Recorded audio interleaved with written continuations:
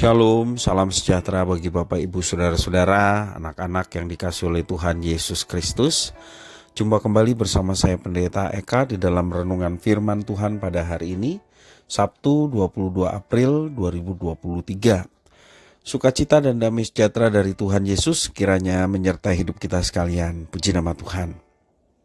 Pembacaan firman Tuhan hari ini sampai pada pembacaan kitab Amos pasal yang keempat. Kiranya firman Tuhan memberkati kita sekalian.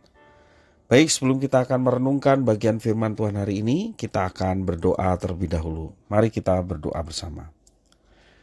Tuhan Bapa di surga, di dalam Yesus Kristus, kami datang padamu mengucapkan syukur terima kasih buat hari ini kami boleh terus mengalami berkat dan penyertaan Tuhan. Kami mau terus mengisi hati pikiran kami dengan kebenaran firman Tuhan. Kau yang mampukan untuk kami dapat mengerti, memahami apa yang Kau maksudkan. Karena itu ya Tuhan, Kau juga menuntun kami untuk dapat menerapkan firman Tuhan. Karena hanya dengan itu nama Tuhan dimuliakan. Terima kasih Bapa, terpujilah namamu. Demi nama Tuhan Yesus kami berdoa. Haleluya, amin. Amos pasal yang keempat akan saya bacakan ayat 1 sampai yang kelima. Demikian firman Tuhan. Dengarlah firman ini.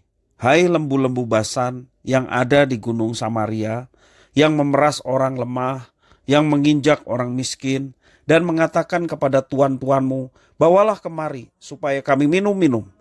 Tuhan Allah telah bersumpah demi kekudusannya, sesungguhnya akan datang masanya bagimu bahwa kamu diangkat dengan kait, dan yang tertinggal di antara kamu adalah kail ikan. Kamu akan keluar melalui belahan tembok, masing-masing lurus ke depan, dan kamu akan diseret ke arah Hermon. Demikianlah firman Tuhan. Datanglah ke Betel, dan lakukanlah perbuatan jahat, ke Gilgal, dan perhebatlah perbuatan jahat.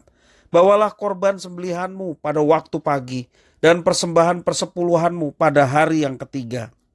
Bakarlah korban syukur dari roti yang beragi, dan maklumkanlah persembahan-persembahan sukarela. Siarkanlah itu, sebab bukankah yang demikian kamu sukai, hai orang Israel? Demikianlah firman Tuhan Allah. Bapak, Ibu, Saudara-saudara yang dikasihi oleh Tuhan Yesus Kristus, bagi orang yang hidup dalam kemunafikan, rumah ibadah merupakan tempat favorit untuk menyembunyikan dosa.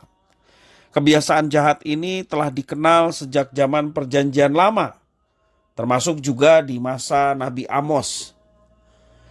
Nabi Amos menyebut para pemimpin dan orang kaya di ibu kota Samaria sebagai lembu-lembu Basan.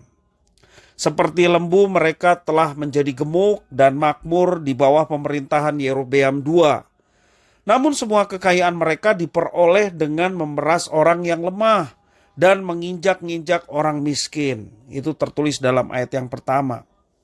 Anehnya, orang-orang yang demikian tampak paling rajin beribadah. Mereka menyembelih korban harian.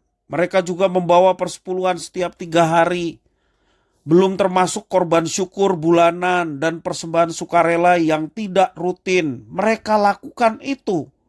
Namun itu semua merupakan bagian dari pencitraan publik. Itulah yang dilakukan para pemimpin yang menindas rakyat dan memeras orang yang miskin. Dengan kesalehan yang palsu, mereka mengelabuhi banyak orang dan berpikir dapat mengelabuhi Tuhan juga. Mereka membawa dalam tanda petik seperti upeti. Ya, karena berpikir bahwa Tuhan Allah dapat disuap. Dengan begitu mereka menyangka dapat terhindar dari hukuman karena keberdosaan mereka.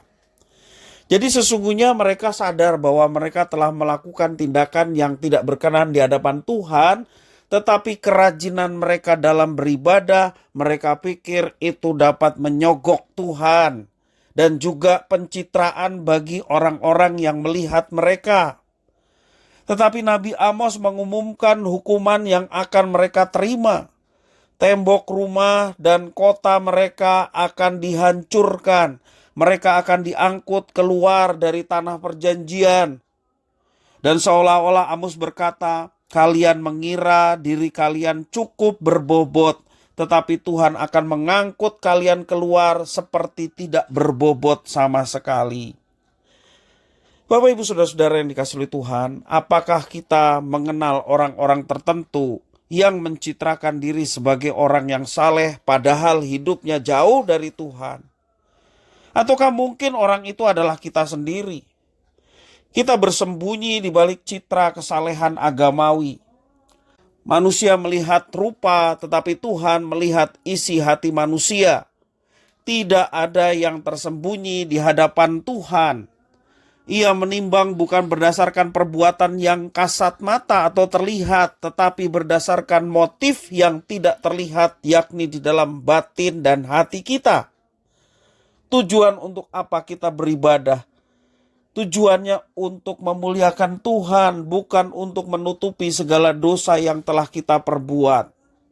Tuhan sangat membenci kemunafikan yang dilakukan oleh umat Israel dan umat di segala zaman ketika kita mempunyai motivasi yang sama, yakni kita rajin beribadah, kita melakukan kegiatan agamawi dengan maksud supaya semuanya itu menutupi segala dosa yang masih kita perbuat di dalam kehidupan kita. Karena itu waspadalah agar rumah Tuhan, gereja di masa sekarang tidak dipakai menjadi tempat menyembunyikan kemunafikan kita. Jika di dalam murkanya dahulu Tuhan Yesus pernah menyucikan bait suci karena telah dikotori oleh kemunafikan manusia, terlebih kita juga pada saat ini yang disebut baitnya, ketika Tuhan menyucikan kita dari segala kekotoran dan kemunafikan, kita bersyukur.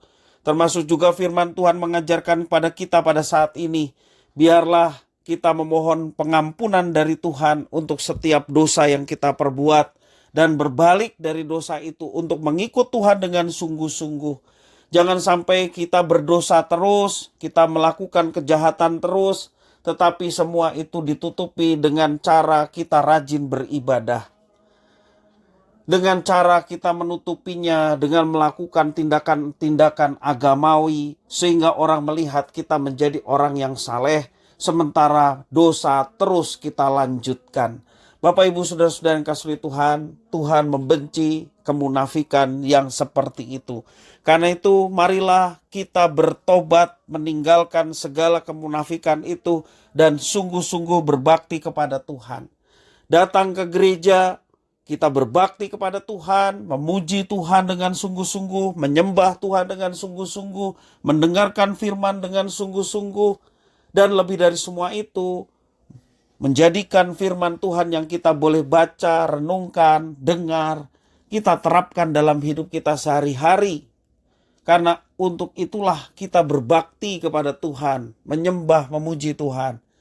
Firman Tuhan kita terapkan, bukan sebagai penutup segala hal yang kita masih terus lakukan. Bapak, Ibu, Saudara-saudara yang dikasihi oleh Tuhan, mari kita lepaskan diri kita dari segala kemunafikan. Mari kita lepaskan diri kita dari segala dosa yang masih kita pelihara, walaupun orang lain tidak tahu, tetapi di mata Tuhan semua telanjang, tidak ada yang tersembunyi. Karena itu, mari kita terus bebenah diri, meninggalkan segala dosa dan melakukan peribadatan kita kepada Tuhan dengan sungguh-sungguh, bukan dengan kemunafikan. Sekali Tuhan membenci segala kemunafikan. Mari kita lepaskan diri dari semuanya itu, sehingga apa yang kita lakukan di dalam ibadah kita sungguh berkenan kepada Tuhan. Kiranya firman Tuhan ini memberkati kita sekalian. Mari kita berdoa. Tuhan Bapa di surga, di dalam Yesus Kristus, terima kasih atas firman-Mu. Mampukan kami ya Tuhan untuk menjadi pelaku-pelaku firman, tidak hidup di dalam kemunafikan. Di satu sisi kami terus melakukan dosa, tapi kami menutupinya dengan hidup rajin beribadah dan lain sebagainya. Sebagai bentuk kegiatan agamawi yang supaya terlihat orang baik. Tetapi di hadapan Tuhan sesungguhnya kami jahat dan munafik. Karena itu Tuhan, biarlah Tuhan menolong kami supaya kami terlepas dari segala kemunafikan dan sungguh-sungguh mengikuti apa yang menjadi rancangan Tuhan untuk kami kerjakan dalam hidup ini.